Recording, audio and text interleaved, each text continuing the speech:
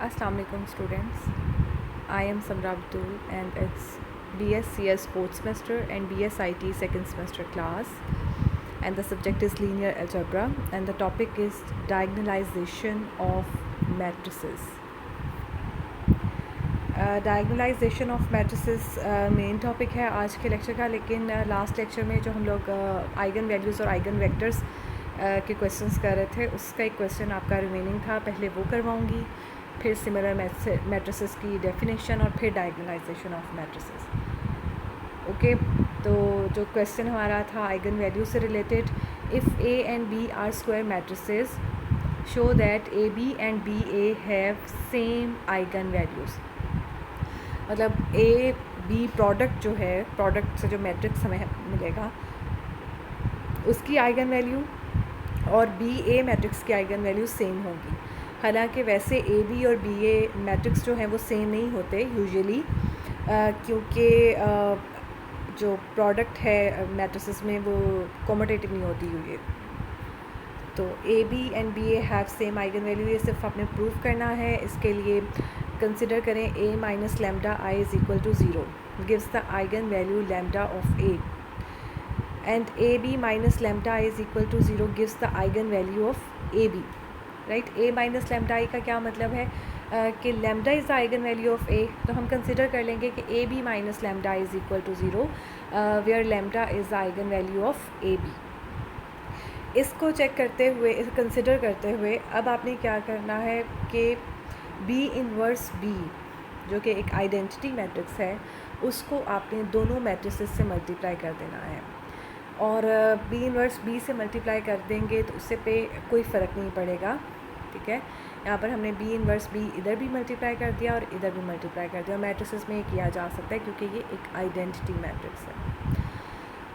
उसके बाद associative law hold करता है मैट्रिसेस में, तो बी इनवर्स इधर आ जाएगा, बी ए बी। इसी तरह यहाँ पर लैम्डा क्योंकि एक कैसी वैल्यू है, lambda is a scalar value, तो लैम्डा जो है वो बाहर आ जाएगी, बी इनवर्स बी आ गया और आई आ गया। राइट, अब यहाँ पर बी इनवर्स मल्टीप्लाई हो रहा था, यहाँ पर भी मल्टीप्लाई हो रहा है, यहाँ पर भी प्री मल्टीप्लाई, इसलिए उसको बाहर लिख लिया। और जब ये बी है ये पोस्ट मल्टीप्लाई हो रहा है यहाँ पर भी और यहाँ पर भी, इसको यहाँ बाहर लिख लिया। मैट्रिसेस में जब हम मल्टीप्लाई कर रहे होते हैं तो हमने ऑर्डर नहीं ब्रेक करना, मतलब जिस तरह से वो मल्टीप्लाई हो रहे हैं, पहले आ रहा है तो पहले लिखें, दरमियान में आ रहा है तो दरमियान में, लेकिन ब्रैकेट्स की जगह हम चेंज कर सकते हैं, ऑर्डर नहीं चेंज कर सकते। ए बी को बी ए नहीं लिख सकते, लेकिन ए बी सी है तो अगर आपकी पहले ए बी के गिर्द ब्रैकेट है तो आप बी सी के गिर्द भी ब्रैकेट डाल सकते हैं, सेम ही रहेगा। तो ये चीज़ सिर्फ यहाँ पर यूज़ की है कि बी इनवर्स पहले आ रहा था दोनों में, तो बी इनवर्स को पहले लिख दिया और बी को बाद में लिख दिया, और आपके पास अंदर रह गया B A minus lambda I is equal to zero. लेकिन अभी ये मल्टीप्लाई हो रहा है बी इनवर्स और बी से। अब आपने डिटर्मिनेंट ले लिया, डिटर्मिनेंट क्योंकि था, और डिटर्मिनेंट की प्रॉपर्टी जैसे पहले लेक्चर्स थे, आई थिंक सो एक लेक्चर से पहले, उसमें ये प्रॉपर्टी आपने की थी कि डिटर्मिनेंट में ये प्रॉपर्टी होल्ड करती है कि नहीं सॉरी आपको नहीं करवाई थी, आपने ये वोकेशन से पहले जो डिटर्मिनेंट की प्रॉपर्टीज़ की थी वहाँ पर ये प्रॉपर्टी की थी। क्या थी वो प्रॉपर्टी के प्रोडक्ट जो होती है, यानी ए बी का जो डिटर्मिनेंट है it is equal to A determinant and B determinant. ठीक है, डिटर्मिनेंट में प्रॉपर्टी होल्ड करती है कि प्रोडक्ट का आप डिटर्मिनेंट है या अलग अलग लिख लें, इससे कोई फ़र्क नहीं पड़ता। तो यही चीज़ यहाँ पर हम लोगों ने अप्लाई की है कि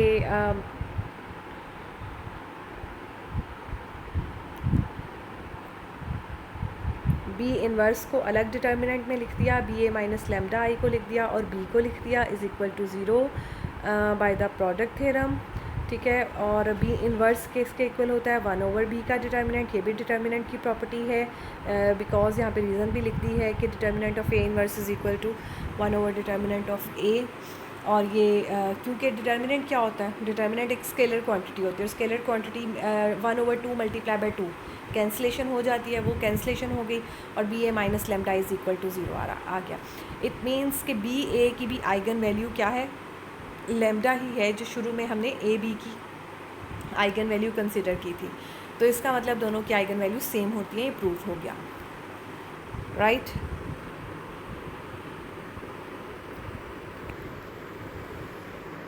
जी, नेक्स्ट आपका डेफिनेशन है similar matrices. If A and B are two n by n matrices over R, then A is said to be similar to B if there exists a singular matrix P such that B is equal to P inverse AP,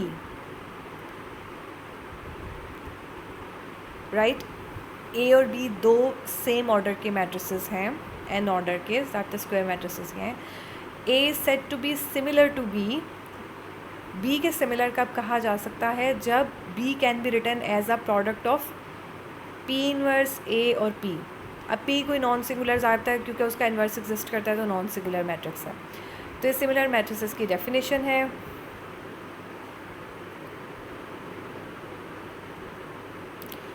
next चीज़ क्या है? Diagonalisation of matrices. An N cross N matrix is A is said to be diagonalisable if it is similar to a diagonal matrix, that is A is diagonalizable if there exists an invertible matrix P such that P inverse AP is a diagonal matrix, right? यानी A को diagonalisable कब कहते हैं? अगर वो किसी diagonal matrix के similar हो, राइट अगर किसी डायगनल मैट्रिक्स के सिमिलर हो। अब डायगनल जो सिमिलर का क्या मतलब है कि A is similar to B, तो बी किसके इक्वल होता है? P inverse A P. तो P inverse A P should be a diagonal matrix, तभी ए जो है वो डायगनलाइजेबल होगा। तो the matrix P is said to be diagonalise A. P को डायगनलाइज ए कहते हैं।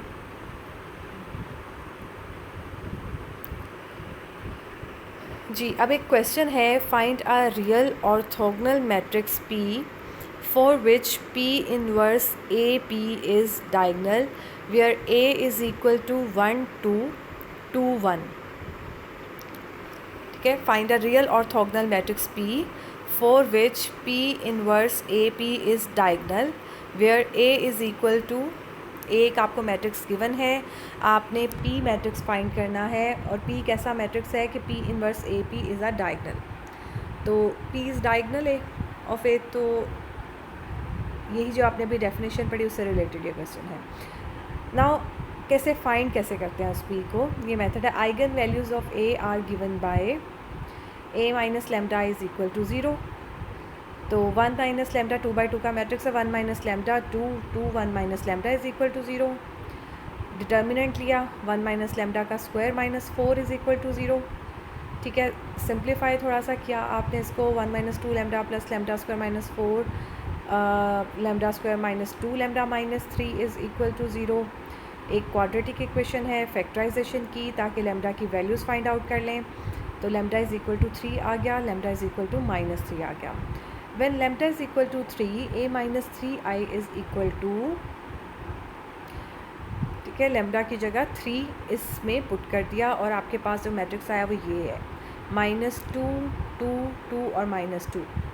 Now A minus 3 I V is equal to 0 implies that, यानी हमने एक्चुअली इस अभी तक इस पार्ट में हमने क्या किया है, आइगन वैल्यू निकाली हैं और उसके कॉरस्पॉन्डिंग आइगन वेक्टर्स हमने फाइंड आउट करने हैं। तो when lambda is equal to 3 तो आइगन वेक्टर आपके पास क्या आएगा, मल्टीप्लाई कर दें। यहाँ पे डायरेक्ट दो इक्वेशंस बना ली हैं, आप इस पर इसकी एचलन फॉर्म बना के भी जो है इक्वेशंस बना के सॉल्व कर सकते हैं, इट्स अप टू यू। तो उसमें हम क्या करेंगे, सेम ही हमारे पास इक्वेशन बन जाएगी, -2x1 + 2x2 is equal to 0। Both of this equation gives that x1 - x2 is equal to 0, यानी x1 is equal to x2। तो आपका आइगन वेक्टर किसके इक्वल आ गया? अब यहाँ पर बजाय a लेने के x1 और x2 ही वैल्यूज़ लिखती हैं, x1 और x1 is an arbitrary value, thus 1 1 is an eigen vector, we normalize it to get. अब जो नई चीज़ शुरू हुई है, एक्चुअली हमारा काम क्या था, हमने p फाइंड करना है, तो उसके लिए अब हम क्या करेंगे, इस आइगन वेक्टर को नॉर्मलाइज़ करेंगे 1/√2। नॉर्मलाइज़ करने का मतलब क्या है, 1 + 1 का एक्चुअली ये वेक्टर होता है। मैट्रिक्स मैंने आपको पहले जब डेफिनेशंस करवाई थी तो matrix is a vector representation, ठीक है।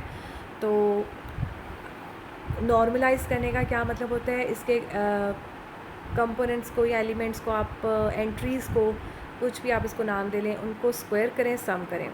तो 1 का स्क्वायर प्लस 1 का स्क्वायर 2 आ गया, और फिर उसका स्क्वायर रूट ले लेना है और इस वेक्टर को उससे डिवाइड कर देना है। नॉर्म ऑफ कह दें आप, नॉर्म ऑफ द वेक्टर।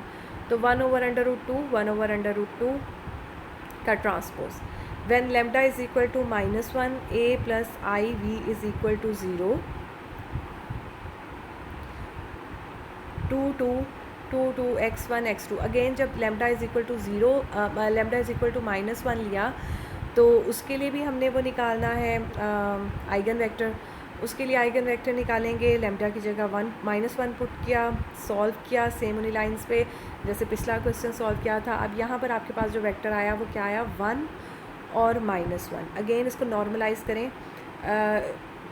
जो क्वेश्चंस नॉर्मलाइज द वेक्टर जो है ये मैंने करवाए हैं आपको, आपने प्रीवियस लेक्चर्स दिए हुए हैं।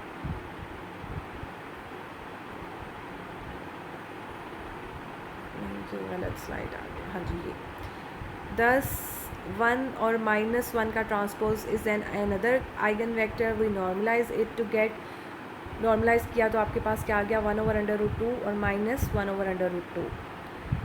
p क्या होगा, इन्हीं दो वेक्टर्स को सम करके इकट्ठा करके लिखना। पहले आपने वेक्टर लिख देना है जो हमारा था 1/2 और 1/√2 और 1/√2। फिर दूसरा भी आपने लिख देना है 1/√2 और -1/√2। Then p inverse is equal to p transpose is equal to p। तो फिर इसका ट्रांसपोज ही इसका इन्वर्स बन जाएगा और p inverse AP is equal to 3 0 0 -1। In the above example we have two linearly independent eigenvectors।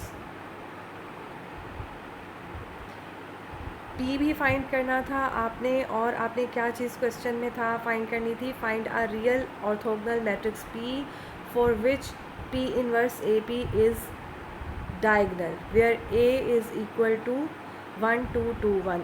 एक तो आपने p फाइंड करना था और दूसरा आपने बताना था कि p inverse AP is diagonal.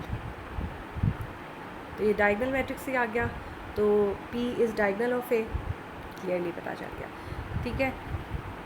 तो अब आइगन वैल्यूज़ और आइगन वेक्टर्स की भी साथ साथ प्रैक्टिस और ज़्यादा हो रही है, ये इंपॉर्टेंट टॉपिक है। और डायगनलाइजेशन में जस्ट क्या करना है, आइगन वेक्टर्स को इकट्ठा करके लिख देना है, तो वो आपका p आप उससे फाइंड आउट कर सकते हैं। और p इनवर्स AP जो है, अगर ये डायगनल मैट्रिक्स है तो फिर p को हम क्या कहेंगे, डायगनल ऑफ a। ये डेफिनेशन में था ना यहाँ पर, हाँ जी। p is set to diagonalise a, the matrix p is set to diagonalise a, तो p डायगनलाइज a उसको कहते हैं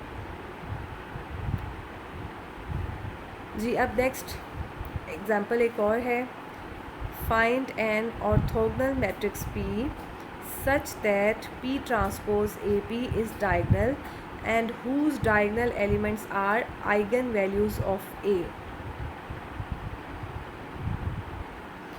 where A is equal to एक 3/3 मैट्रिक्स गिवन है। इस 3/3 मैट्रिक्स में आपके पास लैम्डा की कितनी वैल्यूज़ आएंगी, 3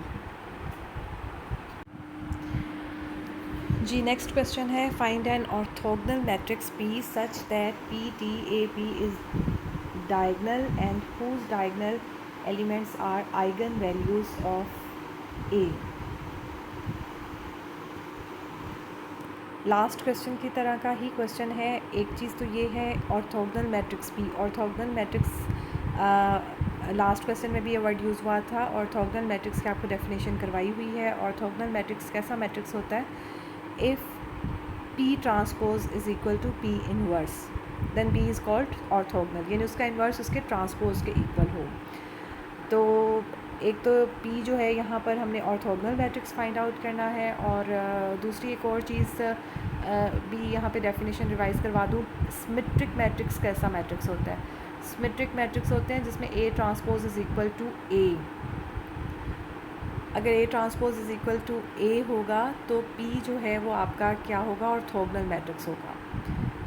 अगर जो आपका क्वेश्चन गिवन है उसमें आपका A, जैसा कि इस क्वेश्चन में भी और पिछले क्वेश्चन में भी A is a symmetric matrix, उसका ट्रांसपोज उसी के इक्वल आ रहा था, तो ऐसे मैट्रिक्स का जब आप डायगोनलाइज P निकालते हैं, डायगोनलाइज A निकालते हैं, यानी P मैट्रिक्स निकालते हैं, वो ऑर्थोगोनल मैट्रिक्स होगा। यानी उसका इन्वर्स आपको फाइंड आउट करने की ज़रूरत नहीं है, उसका इन्वर्स उसका सिर्फ ट्रांसपोज लेने से आ जाएगा, राइट। एक ये चीज़, और दूसरी चीज़ ये है, ये रिज़ल्ट्स हैं, ऑब्जेक्टिव के लिए इम्पॉर्टेंट है। सिमेट्रिक और स्क्यू सिमेट्रिक, ये दोनों डेफिनेशन जब मैट्रिसेस आपको पढ़ाए थे तब आपको करवाई थी। चलिए जी क्वेश्चन की तरफ हम आते हैं।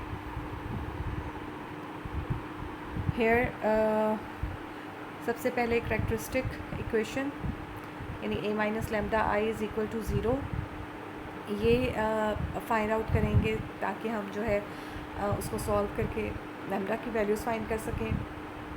आपको बताया मैंने कि आपके मैट्रिक्स का जो ऑर्डर है यहाँ पर 3 है, तो हमारे पास 3 लेमडा की वैल्यूज़ आएंगी। वो रिपीटेड भी हो सकती हैं, मतलब जैसे जो आइगन वैल्यूज़ वाले क्वेश्चंस उसमें किए थे उसमें 2 सेम आ जाती हैं, वो हो सकता है, लेकिन 3 वैल्यूज़ आपके पास आएंगी। सबसे पहले तो A माइनस लेमडा आई का जब आपने डिटर्मिनेंट लेना है तो आपको डिटर्मिनेंट इसका कोफैक्टर्स वाले मेथड से ही लेना पड़ेगा, या जिसको आप एक्सपेंशन मेथड कहते हैं, एक्सपैंड करके लेना पड़ेगा। क्यों? क्योंकि अगर आप इस पर कोई रो ऑपरेशन अप्लाई करते हैं तो भी इसकी कैलकुलेशन आसान नहीं होती, तो आपने इसको सिंपली उसी मेथड से, वो मेथड जगह कम है, मैं करवा नहीं सकती, लेकिन पिछले क्वेश्चन में मैंने करवाया भी था आपको।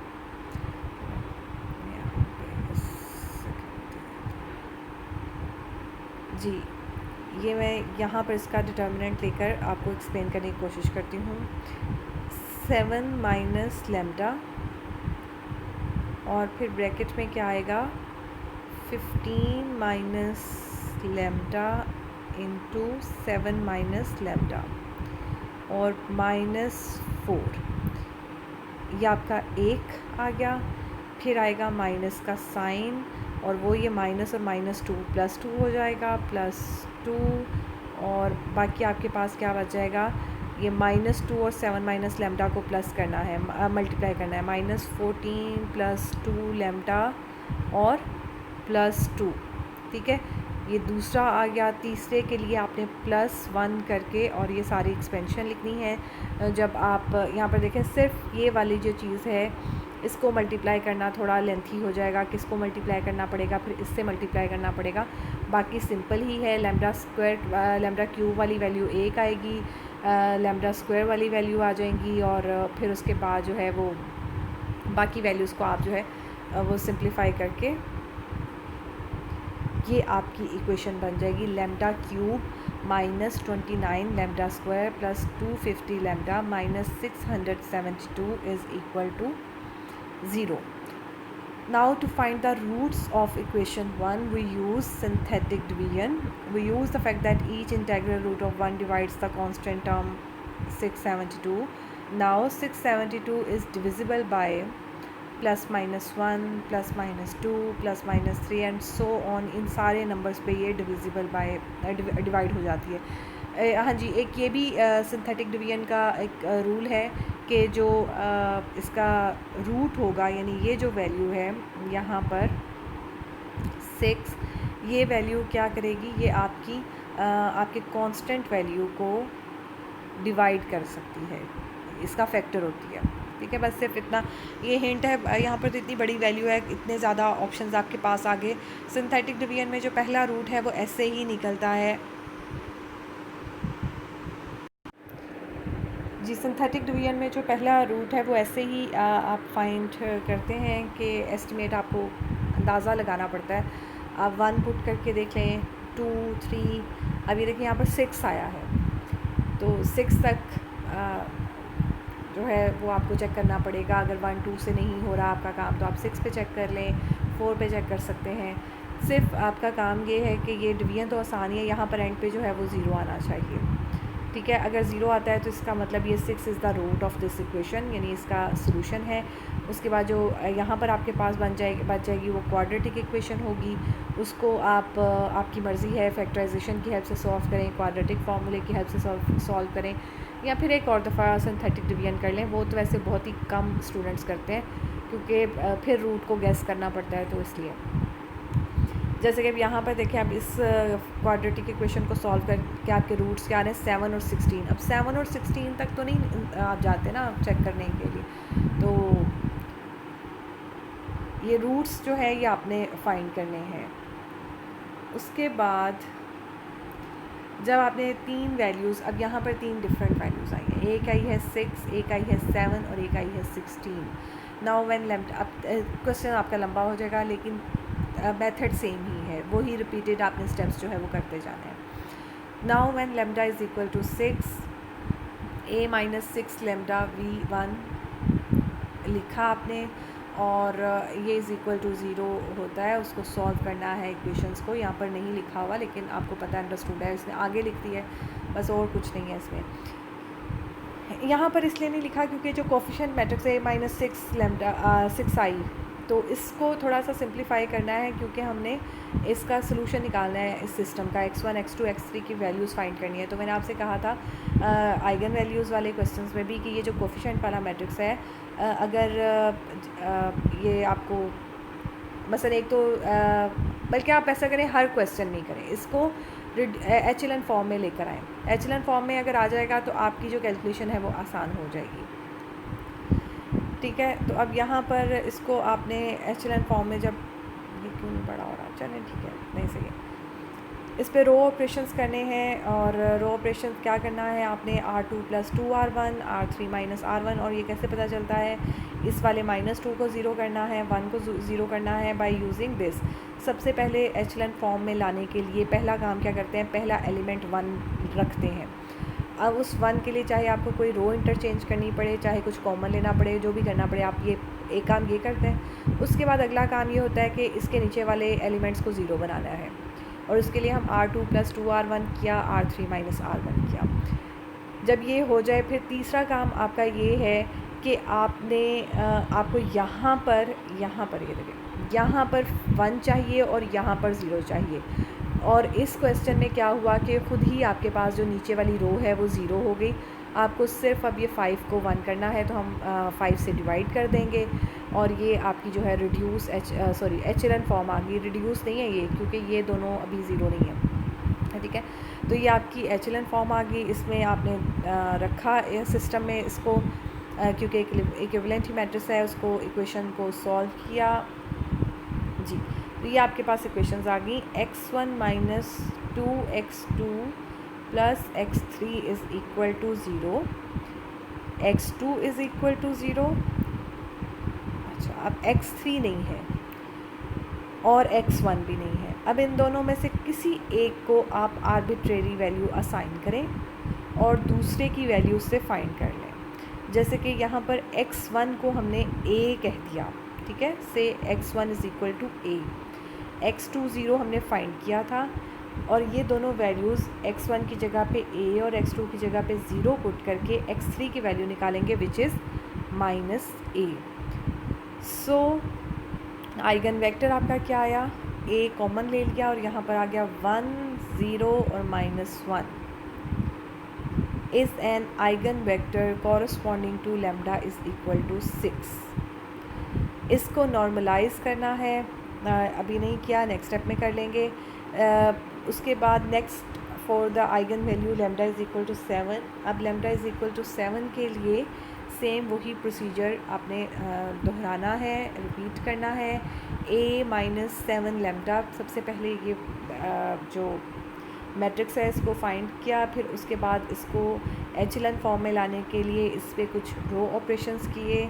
अब ये देखें, मैंने आपसे कहा था ना कि आपका पहला एलिमेंट 1 होना चाहिए, यहाँ पे 0 है, तो आपने क्या किया, r1 और r3 को इंटरचेंज कर दिया ताकि आपके पास ये 1 आ जाए। अब दूसरा आपका काम है यहाँ पर 0 और यहाँ पर 0 लाना, यहाँ ऑलरेडी है, यहाँ पर लाने के लिए हम क्या करेंगे, r2 + 2r1, और इस तरह फिर आपके जो स्टेप्स हैं।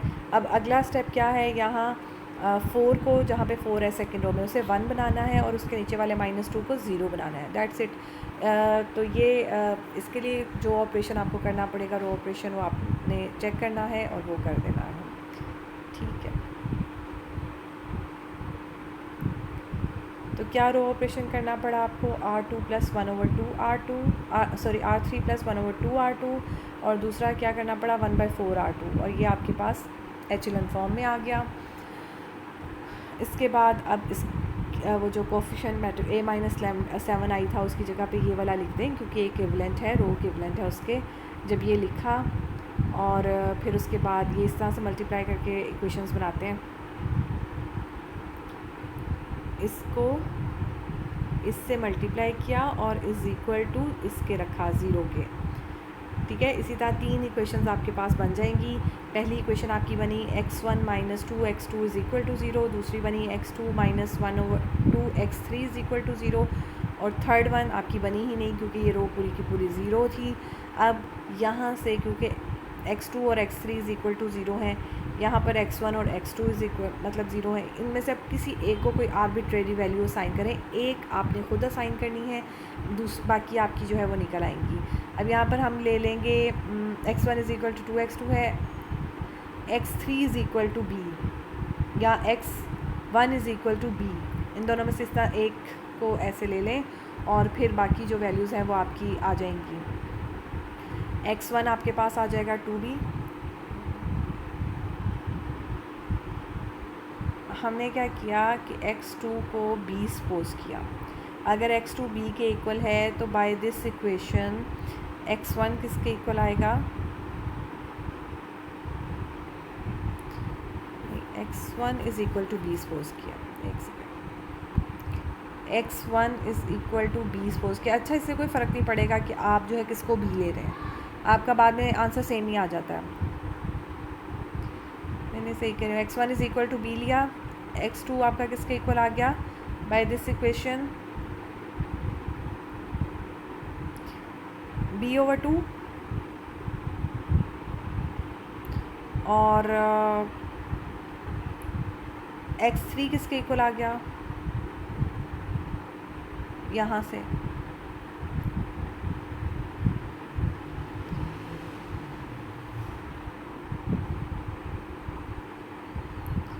x2 किसके इक्वल था b/2 के, -1/2 x3 उधर चला जाएगा, b/2 हो जाएगा, मल्टीप्लाई होके b हो जाएगा, तो x3 आपके पास b हो जाएगा, ठीक है।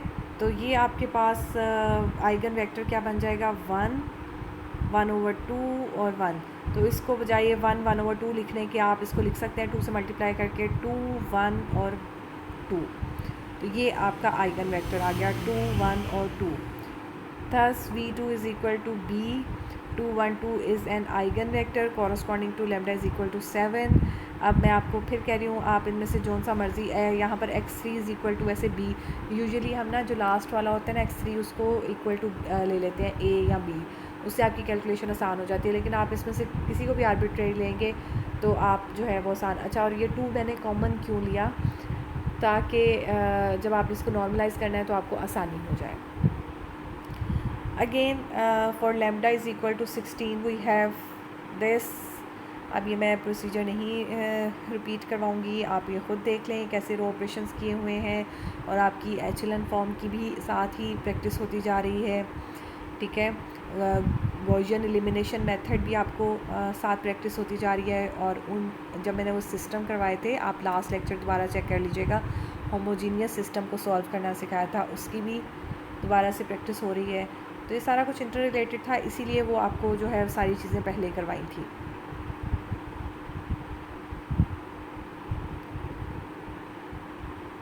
जी, ये वाली स्लाइड अब हमें चाहिए थी। हाँ जी, जब λ = 16 पुट किया तो हमारा आइगन वेक्टर किसके इक्वल आ गया, v3 = c × 1 - 4 और 1। अब c कोई आर्बिट्रेरी वैल्यू थी जो बाद में यूज़ भी नहीं होनी, अब वो कहीं पे लिखनी भी नहीं है। आपने आइगन वेक्टर तो कांस्टेंट वैल्यूज़ का लिखना है, क्योंकि उसके सारे स्केलर मल्टीपल इसके आइगन वेक्टर ही हैं, ये तो बेसिस है उसकी, उस सब स्पेस की। तो इसलिए ये कोई भी आप इसको नाम दे दें A B C, बस ये है कि अगर आप एक ही क्वेश्चन में कर रहे हैं तो डिफरेंट नाम दें, ताकि क्लियर हो जाए कि वो कुछ और नंबर था, ये कुछ और था। ठीक है, x3 is equal to c नाम दिया और ये आइगन वेक्टर आपने लिख लिया। अब the vectors v1 v2 v3 form the required matrix p। अब p कैसे बनेगा, इसको इकट्ठा करके v1 आपका फर्स्ट कॉलम बनाएगा, v2 आपका सेकंड कॉलम बनाएगा और v3 जो है आपका सॉरी हाँ इस v3 जो है आपका थर्ड कॉलम बनाएगा और वो आपका बनेगा p।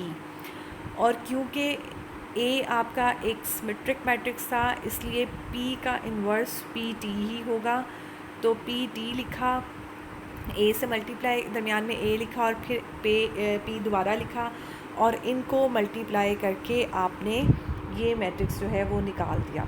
अच्छा, अब यहाँ पर इस क्वेश्चन में हमने नॉर्मलाइज नहीं किया।